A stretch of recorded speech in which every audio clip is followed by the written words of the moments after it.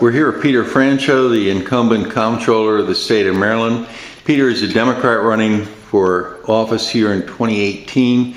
I want to ask you a few questions this morning. Sure. We have the Capitol Dome in the background, getting a little better picture of it there. Peter, what do you feel really crystallizes this campaign in a nutshell? Well, I'm an independent Democrat, and I tell people around the state I'm not a robot. I believe in dealing with issues straight up. Most of the issues I deal with are fiscal issues and nonpartisan issues. And I find as I go around the state, I've gone 750,000 miles in the last 12 years, visited 5,000 small businesses, given medallions like my iconic predecessor Louis Goldstein used to give out to Marylanders who make a difference. And I find that what motivates people is not Trump versus Clinton, Republican versus Democrat, or even liberal conservative, or rural urban.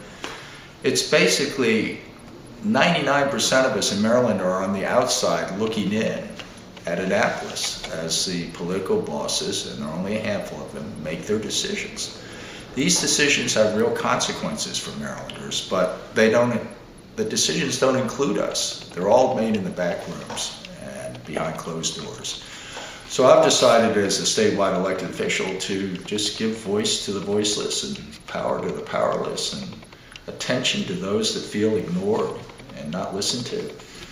And I happen to have a good relationship with Governor Hogan, so that's allowed me to raise issues that I think are nonpartisan, procurement reforms so the state, we don't waste our money on phony contracts.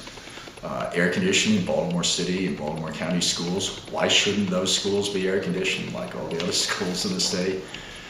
And starting school after Labor Day, a common sense idea that helps the economy and helps our young families enjoy a long summer. So there are issues like that that I focus on, and I say to people, I'm your comptroller.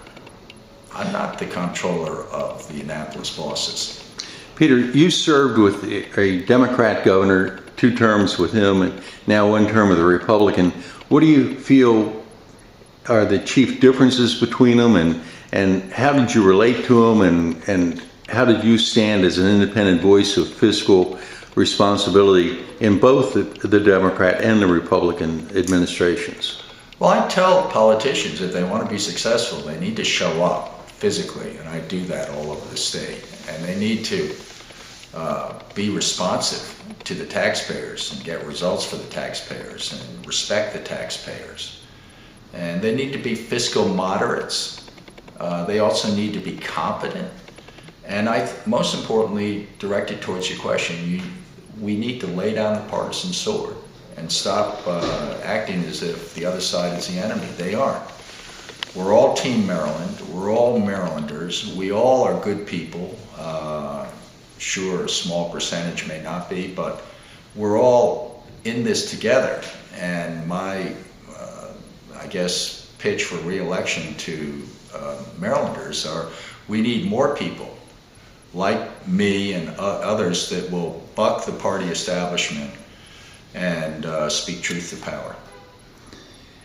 In part of your administration of the Comptroller's office, you have been vigorous in going after untaxed cigarettes coming into the state, and it's been proving to be quite successful.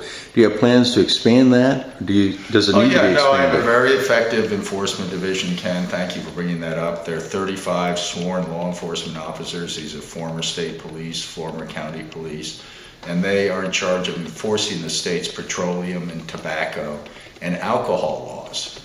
And they do a fabulous job. We've broken all sorts of records as far as, as you mentioned, on taxed cigarettes, enforcing that law, and on the alcohol laws, enforcing underage drinking prohibitions and things like that. And on petroleum, we've also made all sorts of, we have all sorts of responsibilities as far as enforcing the state's petroleum laws. Well, what's the response to the legislature? They got mad at me over craft beer because I'm a big fan of Maryland crafted beer. Why am I in favor of that? Well, number one, it's owned by Marylanders. They use Maryland labor. They use Maryland ingredients. They make great beer. They're simply substituting Maryland-made beer for out-of-state beer.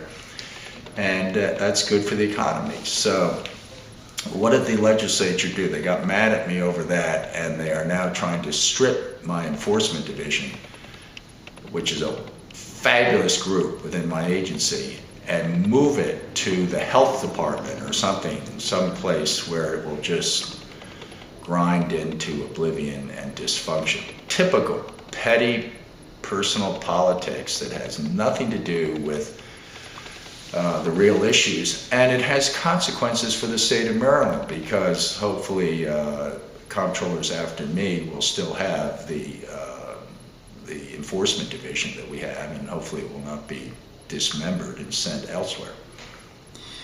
Have you been able to identify how much the lobbyists are spending in the General Assembly for the liquor industry that's opposing your craft beer? Oh yeah, no, the reason there's so much problems with promoting these wonderful Maryland small businesses, all the legislators say, well, of course, we're in favor of small businesses, Maryland small businesses, but they aren't because they're bought, sold, and delivered by the big beer companies from out of state. The big beer companies are trying to buy the craft brewers, and when they buy one, then they're in favor of that. But fundamentally, they're hostile to. Well, these big beer companies are not just from out of state; some of them are international, from out of the country. Absolutely. They control Budweiser is a Belgian company, I believe. Yeah, no, it's classic special interests coming in and taking charge of the relevant committees. There's nothing unique about Maryland. We have graft and corruption like every other state in the union, and every legislature in the state is subject to these political bosses, and when they get unchecked power, it corrupts them absolutely. That's the reality. Go up to New York State. I mean, my God, that's like an organized criminal conspiracy. There are 3 people that make all the decisions up there, and it's just a well-known tale around the country that state legislatures are subject to corruption and graft. And what I'm simply suggesting is that we have more checks and balances and more independence from Democrats and Republicans, because this corruption is not partisan. It's the Republicans and Democrats working together in the back rooms that results in policies such as basically turning their back on a local manufacturing sector like craft beer. It's almost $1 billion economic activity. It could be $3 or $4 billion if we just got out of the way. But no, the legislature, because they are so indebted to Budweiser, Miller Coors, and these other big companies, they act in a way which is hostile to these Maryland businesses. And that's just one example. There are 50 of them that occur. And all I'm suggesting is if we had a little more transparency, a little more honesty, a little more integrity, a little more openness in government, we wouldn't have these problems because it would, sunlight disinfects a lot of this. Can you point to another difference you've seen between the O'Malley and the Hogan administrations?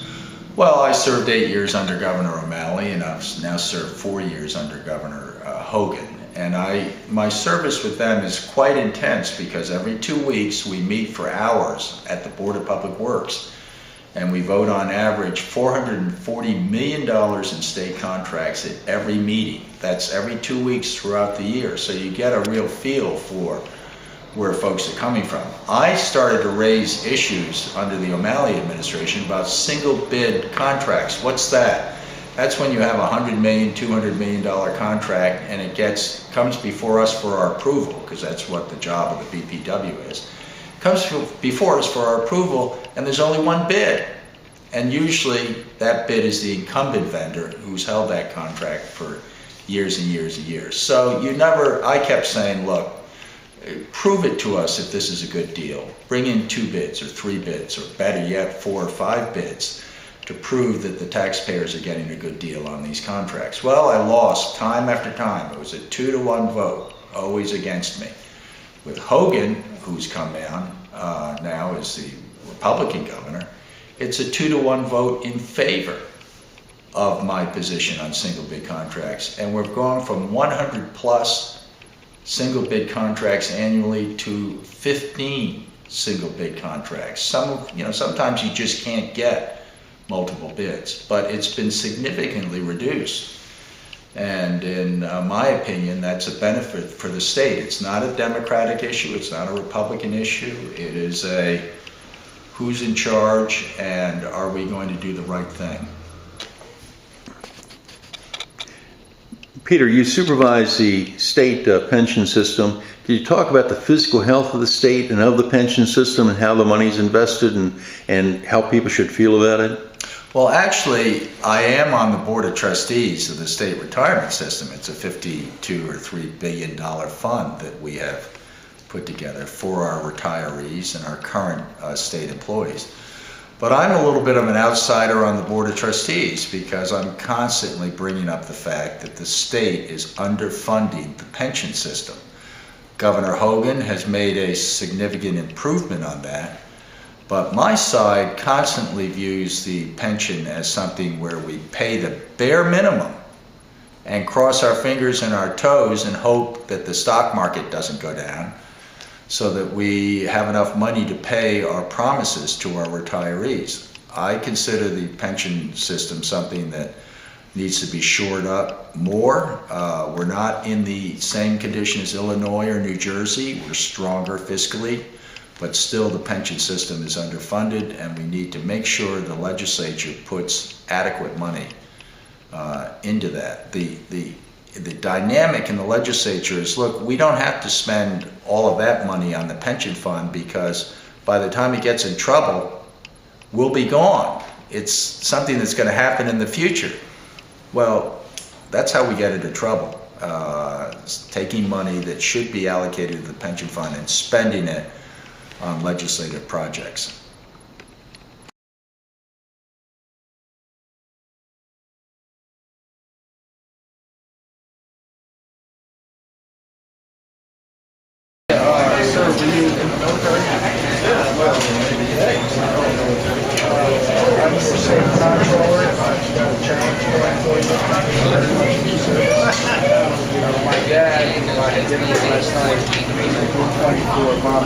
The Liberator. Yes, during World War II.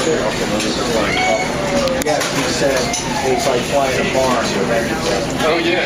The government went down in one of those, and where they got it stopped on the runway. He said it was actually better than the Army flight because it had more firepower. A lot of armor, but that means weight. You're the comptroller. Hi, I'm Kenny Newman. We lost. We're from out of state. We lost one of the B-24s fighting forest fires in Colorado. The wings folded up. Well, I took him to ride. There was one that rides around, one, and I took him out to it. He couldn't get in. It was like too emotional. Well, they were flying hugely dangerous missions over the whole oil fields and ardent targets. Anyway, great. 96 and a half, so you've got a ways to go. He's hanging in, huh? Well, mother and father, it was Senator Ed Conroy and Senator Mary A. Conroy. Yep. We supported the Comptroller, 23rd District out of Prince George's County. I think that was one of the strongest districts that the Comptroller carried. And Mary Conroy was a fabulous delegate before she got appointed to the Senate, so I remember her very fondly. Absolutely. And we still Thank you, Kevin. going to make sure we pull the lever for you again